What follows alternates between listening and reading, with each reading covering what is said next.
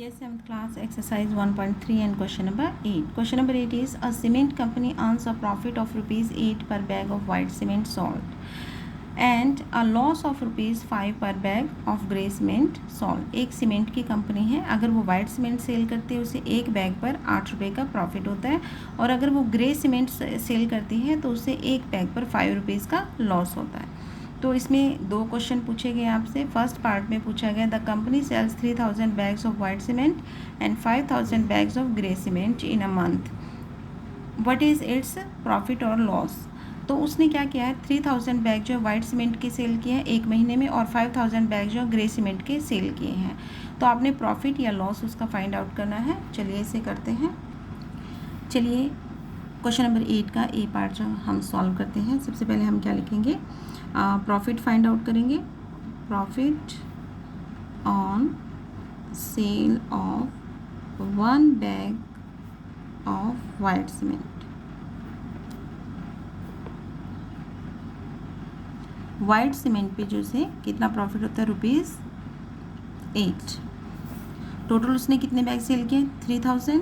तो अब आप यहाँ क्या लिखोगे, profit on sale of 3000 bags of white cement.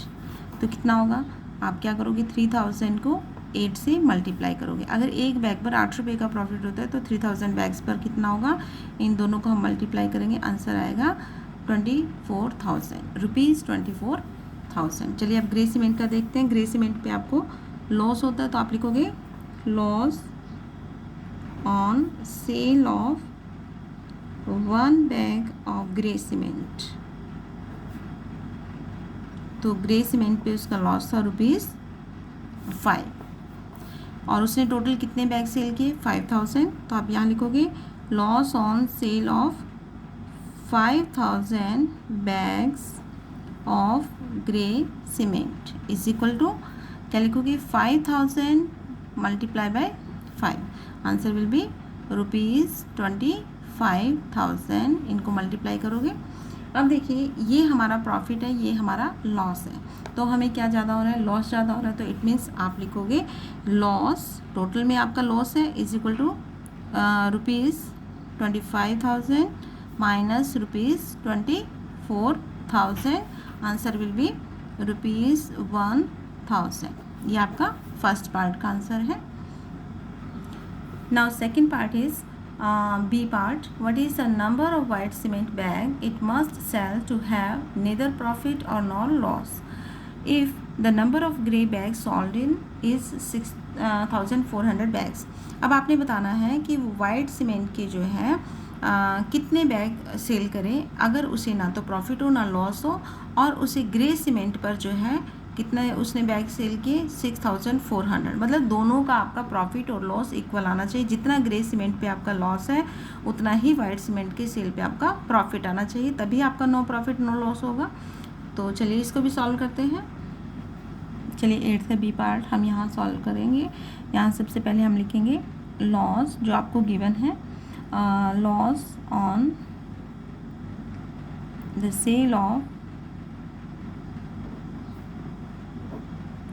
1 bag of grey cement. Grey cement जो है अगर एक बैग सेल करता है तो उसे कितना लॉस होता है, रुपीज़ 5, ठीक है। और उसने अभी कितने सेल किए, loss on the sale of 6,400 bags, ये आपको गिवन है। इतने बैग जो है ग्रे सीमेंट के सेल किए हैं, तो आपका लॉस कितना आएगा, रुपीज़ 6,400 मल्टीप्लाई बाय 5। तो इन दोनों को अगर हम मल्टीप्लाई करेंगे आपका आंसर आएगा रुपीज़ 32,000। ये है आपका लॉस। तो इतना ही आपका प्रॉफिट आना चाहिए, तो उसको कितने बैग सेल करने पड़ेंगे, तो आप लिखोगे number of white cement bags salt, कितने बैग इसको सेल करने पड़ेंगे। आप क्या करोगे, जो आपका ये रुपीज़ 32,000 है ये आपका क्या आएगा, प्रॉफिट। प्रॉफिट होना चाहिए ना इतना, तभी तो आपका नो प्रॉफिट नो लॉस आएगा। तो जितना लॉस है उतना ही प्रॉफिट है, ठीक है। तो यहाँ पे आप एक बैग के जो प्रॉफिट है उससे आप इसको डिवाइड करोगे। इट मीन्स एक बैग पर अगर 8 रुपये का प्रॉफिट होता है तो 32,000 प्रॉफिट जो है वो कितने बैग्स पर होगा। आप 32,000 को इससे कट करेंगे, 8 4 जा 32, यानी कि 4,000 बैग्स, 4,000 बैग्स। अब देखिए 4,000 बैग्स पर प्रॉफिट है 32,000 और 6,400 बैग्स पर लॉस है 32,000। इसका मतलब नो प्रॉफिट नो लॉस। तो इसके साथ ही आपका ये क्वेश्चन नंबर 8 यहीं पे ख़त्म होता है, और क्वेश्चन नंबर 9 जो है वो हम नेक्स्ट वीडियो में करेंगे।